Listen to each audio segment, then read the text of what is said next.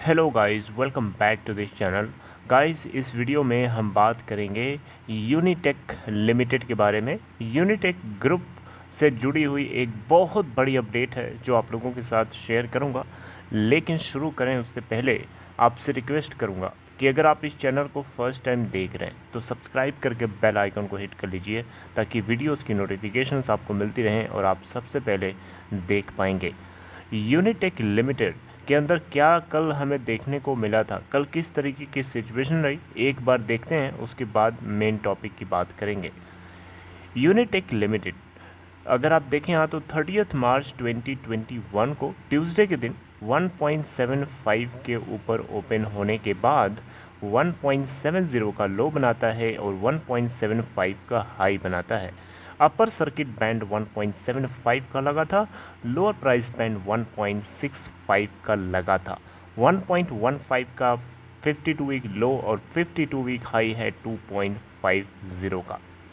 Unitech limited close होता है 1.70 के ऊपर 15.93,356 टोटल वॉल्यूम ट्रेड होता है। एनएससी के ऊपर डिलीवरी परसेंट 100% है, यानी पूरी की पूरी क्वांटिटीज़ यहाँ पे बाइंग कर ली गई। वहीं हम बात करें बीएससी के ऊपर तो 18,19,245 टोटल क्वांटिटीज़ ट्रेड हुई और यहाँ पे भी डिलीवरी अगर आप देखेंगे तो 100% देखने को मिलेगी। अगर आप चार्ट पे देखेंगे तो लास्ट के 5 डेज़ या लास्ट डे का अगर आप चार्ट देखें तो यूनिटेक लिमिटेड का बीएससी के ऊपर जो चार्ट है वो बहुत ही ज़्यादा हाईली वोलेटाइल देखने को मिल रहा है, आप यहाँ देख सकते हैं। इसके अलावा अगर आप देखें यहाँ पे तो लास्ट डे का ग्राफ भी देख लीजिए, बहुत हाईली वोलेटाइल मार्केट थी। यहाँ पे 1.70 के बाद ओपन होने के बाद 1.77 का हाई बनाता है और 1.70 का लो। हालांकि यहाँ पे लोअर सर्किट 1.67 का लगा था, वो लोअर सर्किट को हिट नहीं करता है और 1.74 के ऊपर क्लोज होता है। मार्केट कैप देखें तो 455.25 करोड़ रुपए है। तो गाइस, अगर आपसे मैं क्वेश्चन पूछूं कि अगर आप यूनिटेक लिमिटेड के शेयर होल्डर हैं और आपसे ये न्यूज़ अगर शेयर करी जाए कि एनफोर्समेंट डायरेक्टोरेट की टीम ने यूनिटेक ग्रुप के ऊपर छापा मारा है तो आपको कैसा फील होगा? अभी आपको पूरी खबर नहीं समझ में आई, मैं आपको पूरे अच्छे से समझाता हूँ, ध्यान से सुनिए और समझिएगा। और आपको बताना है कि आप इसको किस नज़रिए से देखते हैं। क्या आप जो कुछ हुआ है यहाँ पे, क्या उसके साथ आप खुश हैं? क्या आपको लगता है कि सही हुआ है?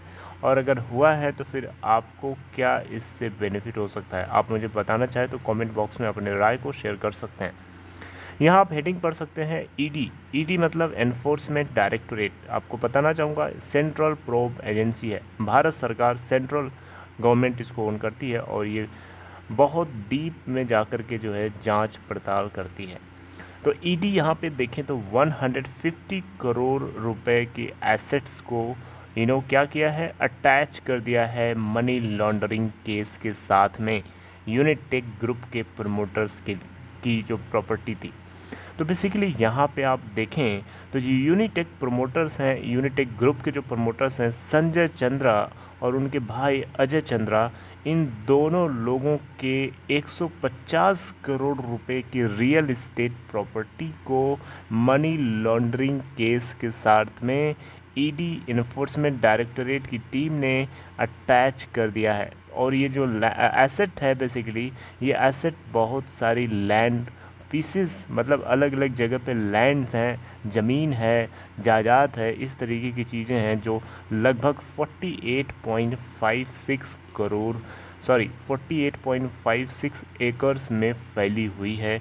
गुड़गांव गुड़गांव गुड़गांव जानते हैं ना, गुरुग्राम, जिसको हम गुरुग्राम बोलते हैं हिंदी में, इंग्लिश में इसको हम हिंदी में हम लोग गुड़गांव समझते हैं, वही है नियर दिल्ली। तो आप यहाँ देखें तो 150 नहीं है, बेसिकली ये एसेट्स की जो नेट वैल्यू है 152.48 करोड़ रुपए है। तो यूनिटेक ग्रुप जो है इस एसेट को अलग अलग नाम से ओन करता था, डायरेक्टली अपने नाम से नहीं ओन करता था, इसीलिए जांचने में, पड़ताल करने में काफ़ी टाइम लग गया। लेकिन यहाँ पे यूनिटेक ग्रुप चालाकी देखिए इसकी, अलग अलग नाम से प्रॉक्सी कर रहा था एक तरीके से, जैसे कि क्राउन इंफ्रा प्रोजेक्ट्स के नाम से ओन कर रहा था, core communities India private limited के नाम से। इसके अलावा जो जोशु गुरुगांव सीज प्राइवेट लिमिटेड, ये अलग अलग नाम से प्रॉपर्टीज़ को यूनिटेक ग्रुप जो है ओन करता था। और आपको पता है ईडी का काम ही यही होता है, बहुत बारीकी से जांच पड़ताल करना। इससे पहले भी मैंने आपको बताया था कि जो यूनिटेक ग्रुप के संजय चंद्रा है, उनकी वाइफ को दुबई भागते हुए पकड़ लिया गया था और उनके ऊपर कुछ जांच पड़ताल शुरू कर दी गई थी ईडी के जरिए, राइट। तो यहाँ पे इसके अलावा अगर आप देखें तो भारत में न्यू दिल्ली, एनसीआर और मुंबई के 35 अलग अलग लोकेशंस पे जो है जांच करी गई है इस केस को लेकर के, और ज़्यादा डेप्थ में इसको जानकारी इससे जुटाने के लिए आपको बताना चाहूँगा, ये जो केस चल रहा है यूनिटेक ग्रुप के प्रमोटर्स के खिलाफ, ये क्रिमिनल का केस है। और ये केस बेसिकली फोकस्ड है कि ये 2000 करोड़ रुपए से ज़्यादा का अमाउंट जो है इन्होंने क्या किया है, साइफन कर दिया है, ठीक है, इलीगली इसको डाइवर्ट कर दिया है। और जो नेम्स निकल के आ रहे हैं, Cyprus and Cayman island, right. तो इन दोनों नाम से इस 2000 से ज़्यादा करोड़ रुपए की प्रॉपर्टी को इन्होंने साइफन कर दिया है, जिसको लेकर के क्रिमिनल केस इन्वेस्टिगेशन जो है इनके खिलाफ चल रही है। और उसी के बीच में ये बात पता चली जिसको लेकर के ऐसा हुआ है, राइट। तो अगर आप शेयर होल्डर हैं तो आपको ये चीज़ कैसी लग रही है, आपको किस नज़रिए से आप देखते हैं? अगर मुझसे पूछेंगे कि ये शेयर होल्डर्स के पॉइंट ऑफ व्यू से क्या अच्छा हुआ है, ये क्या बुरा हुआ है, तो देखिए यूनिटेक ग्रुप के प्रमोटर्स अजय चंद्रा या चंद्रा फैमिली जो है डेफिनेटली बहुत सारे होम बायर्स के साथ बुरा किया, उनसे पैसा लिया और उनको प्रॉपरली फ्लैट बना करके नहीं दिया। उसके अलावा आप वहाँ से अगर आप नुकसान तो कर ही रहे हो बायर्स का, फ्लैट बायर्स का, उसके साथ साथ में आपकी जो बनी बनाई कंपनी है, कंपनी की रेपुटेशन ख़राब कर रहे हो।